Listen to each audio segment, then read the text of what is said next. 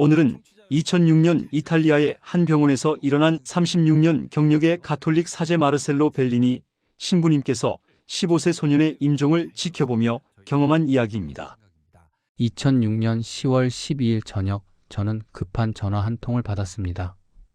몬차산 제라르도 병원 307호실로 와달라는 연락이었죠. 말기 백혈병 환자인데 15살 소년이라고 했습니다. 사제로 36년을 살면서 정말 많은 죽음을 봤습니다. 솔직히 말씀드리면 그날도 또 한 번의 비극이겠거니 생각했어요. 병원 가는 내내 마음이 무겁더군요. 15살. 인생도 제대로 살아보지 못하고 떠나는 아이를 떠올리니 가슴이 아팠습니다. 그런데 307호실 문을 열었을 때 저는 멈칫했습니다. 보통 임종이 가까운 병실은 무겁습니다. 공기 자체가 슬픔과 절망으로 가득 차 있죠. 가족들은 울고 환자는 신음하거나 의식을 잃어 있고요. 그런데 그 방은 달랐어요. 고요했지만 무거운 고요함이 아니었습니다. 뭐랄까요? 성당에 들어갔을 때 느끼는 그런 경건한 분위기였어요. 아니, 그보다 더 강렬한 무언가가 있었습니다. 침대에 카를로 아쿠티스라는 소년이 누워 있었습니다. 백혈병으로 몸은 많이 상한 상태였지만 그 아이의 얼굴은 평화로웠습니다. 죽음을 앞둔 15살 소년이라고는 믿기지 않을 정도로요. 사실 저는 그 순간 제 신앙이 흔들리고 있었습니다. 36년간 사제로 살면서 수없이 많은 죽음을 목격했거든요. 특히 어린아이들이 죽어갈 때면 저는 속으로 하느님께 화가 났습니다. 왜 이 아이를 데려가십니까? 이게 당신의 사랑입니까? 그래서 307호실로 가는 복도에서도 이미 마음의 준비를 하고 있었어요. 또 한 번 하느님께 실망할 준비 말이죠. 그런데 그 방에 들어서는 순간 뭔가 달랐습니다. 카를로의 어머니가 다가와 말했습니다. 눈물을 글썽이면서도 이상하게 평온한 표정이었어요. 신부님, 우리 카를로는 특별한 아이예요. 7살 때부터 매일 아침 혼자 미사에 갔어요. 학교 가기 전에요. 저희가 잠에서 깨면 이미 성당에서 돌아와 있었죠. 저는 깜짝 놀랐습니다. 요즘 시대에 7살짜리가 매일 미사에 간다고요? 성체를 너무나 사랑했어요.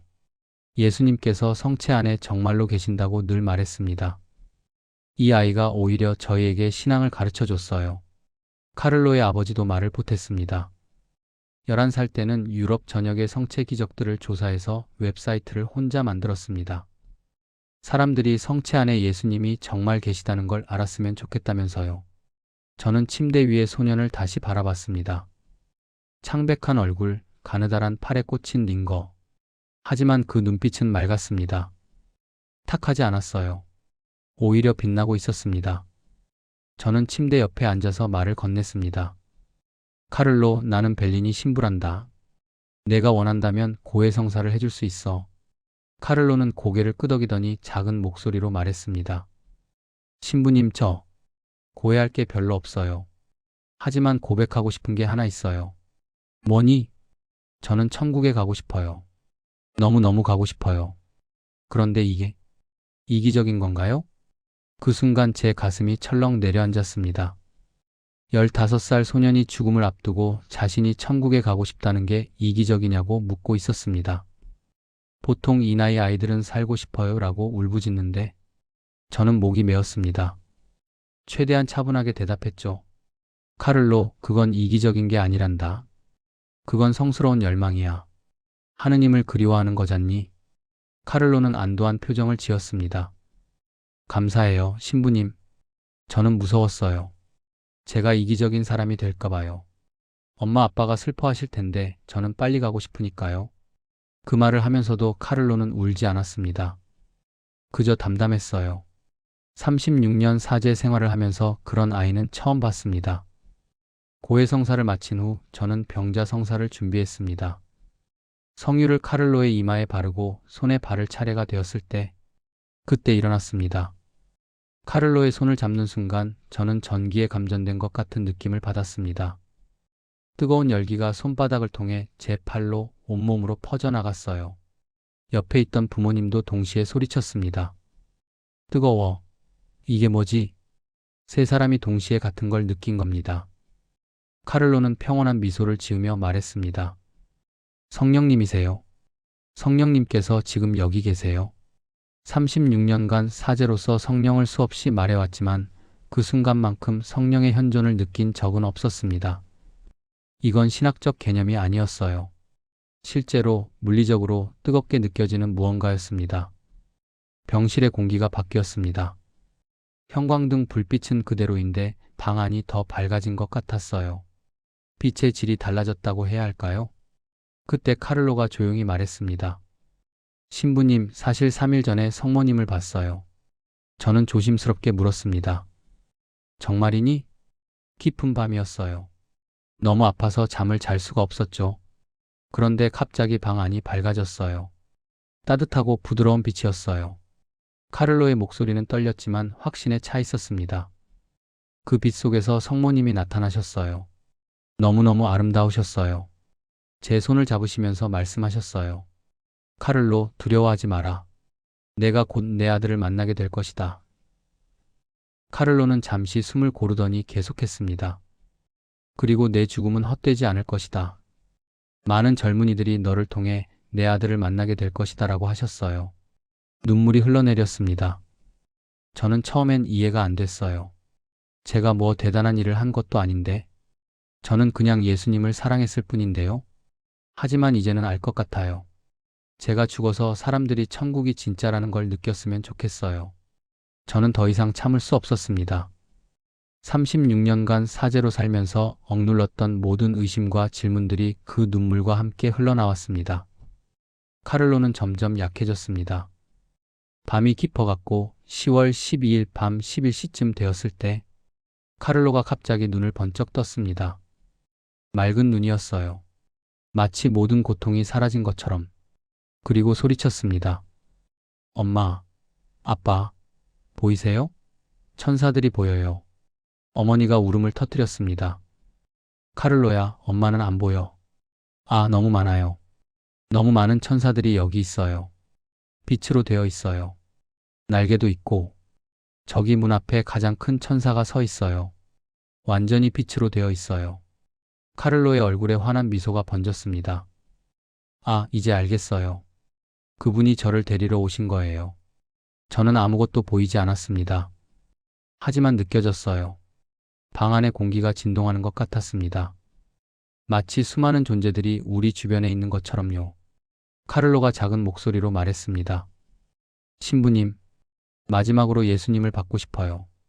저는 준비해온 성체를 꺼냈습니다. 손이 떨렸습니다. 그리스도의 몸. 아멘. 카를로가 성체를 영하는 순간 카를로의 얼굴이 빛나기 시작했습니다. 운유가 아닙니다. 정말로 빛이 났어요. 얼굴에서 부드러운 빛이 나왔고 그 빛이 점점 강해졌습니다. 병실 전체가 밝아졌어요. 부모님도 저도 모두 그 빛을 봤습니다. 말을 잃었어요. 그저 경외감에 휩싸여 서 있을 뿐이었습니다. 카를로는 눈을 감고 미소를 지었습니다. 예수님, 감사합니다. 이제 갈게요. 2006년 10월 13일 새벽 6시 45분. 카를로 아쿠티스는 숨을 거두었습니다. 보통 임종의 순간은 힘듭니다. 고통스럽고 남겨진 사람들은 오열하죠. 하지만 카를로의 죽음은 달랐습니다. 카를로는 마지막 숨을 편안하게 내쉬었습니다. 마치 깊은 잠에 드는 것처럼요. 얼굴에는 평화로운 미소가 그대로 남아 있었습니다. 그리고 이상한 일이 일어났습니다. 카를로가 숨을 거두는 순간 방 안이 평화로 가득 찼습니다. 슬픔이 아니라 평화였어요. 상실감이 아니라 기쁨이었어요. 어머니는 울고 있었지만 절규가 아니었습니다. 오히려 안도하는 것 같았어요. 우리 아들이 집에 갔구나. 저는 그 순간 느꼈습니다. 이 방 안에 우리만 있는 게 아니다. 천사들이, 성모님이, 예수님께서 이 방에 계시다는 걸요.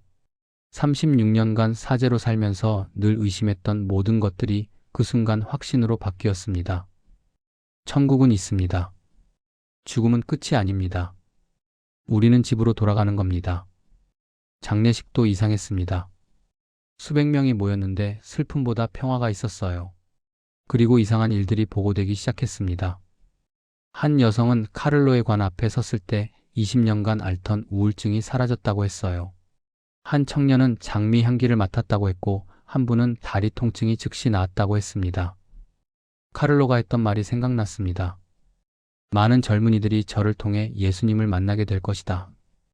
2018년 카를로의 시신을 이장하는 과정에서 시신이 부패하지 않은 것으로 확인되었습니다. 12년이 지났는데도요. 저는 놀라지 않았습니다. 어쩌면 그럴 줄 알았거든요. 2020년 카를로는 시복되었습니다. 가톨릭 교회 역사상 가장 젊은 나이에 시복된 평신도 중 한 명이 되었죠. 이제 전 세계 젊은이들이 카를로를 알고 있습니다. 밀레니얼 세대의 수호성인이라고 불리며 그의 메시지가 SNS를 통해 퍼져나가고 있어요. 저는 이제 더 이상 의심하지 않습니다. 36년간 사제로 살면서 입으로는 천국을 믿습니다라고 말했지만 가슴으로는 의심했어요. 특히 고통받는 사람들을 볼 때마다요. 하지만 카를로를 만나고 그의 죽음을 지켜본 후 깨달았습니다. 우리는 질문을 잘못하고 있었던 거예요. 왜 하느님은 고통을 허락하시는가? 가 아니라 고통 속에서도 하느님은 어떻게 함께 하시는가? 를 물어야 했던 겁니다. 카를로는 백혈병으로 고통받았고 15살에 죽었습니다. 비극이죠. 하지만 카를로는 그 비극을 비극으로 살지 않았어요. 오히려 그 고통을 통해 하느님께 더 가까이 갔고 죽음 앞에서 평화를 누렸습니다. 그리고 그의 죽음은 끝이 아니었습니다. 수많은 사람들의 시작이 되었어요. 저도 그중 한 명입니다. 미사를 집전할 때마다, 특히 성체를 들어 올릴 때마다 저는 카를로를 생각합니다. 속으로 말하죠. 카를로야, 내가 옳았어. 성체는 진짜 예수님이야. 이제 나도 느낄 수 있어. 이제 저는 제 죽음이 두렵지 않습니다. 제가 죽는 날 저도 카를로가 봤던 그 천사들을 볼 겁니다. 그리고 카를로를 다시 만날 거예요. 그날이 오면 이렇게 말할 겁니다. 카를로야, 고마워. 내가 나를 가르쳐줘서, 내가 나에게 천국을 보여줘서, 그리고 함께 예수님께로 걸어가겠죠. 집으로 가는 겁니다. 우리 모두 원래 있던 그곳으로요. 여러분께 이것만은 꼭 말씀드리고 싶습니다. 의심하는 것 괜찮습니다. 저도 36년간 의심했으니까요. 하느님께 화도 냈습니다. 그런 의심이 신앙을 약하게 만드는 게 아니에요. 오히려 진짜 신앙으로 가는 길입니다. 그리고 죽음은 끝이 아닙니다. 저는 카를로의 마지막 순간을 지켜봤습니다. 그 아이가 보았던 천사들을 저는 보지 못했지만 그 방 안에 무언가 있었다는 걸 느꼈어요. 우리는 원래 빛에서 왔고 빛으로 돌아갑니다. 이 세상의 삶은 여행입니다. 힘들고 고통스럽고 이해할 수 없는 일들이 일어나죠. 하지만 우리는 집으로 가고 있습니다. 카를로가 마지막으로 남긴 말처럼 죽음은 집에 가는 것입니다.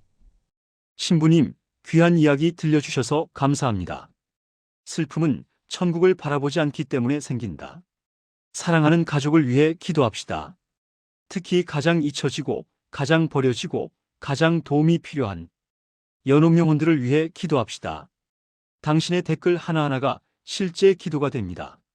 좋아요, 구독 눌러주세요. 공유해주세요. 이 메시지가 필요한 누군가가 있을 것입니다. 오늘도 건강하고 행복하시길 바라며 좋은 하루 보내세요. 사랑하고 축복합니다.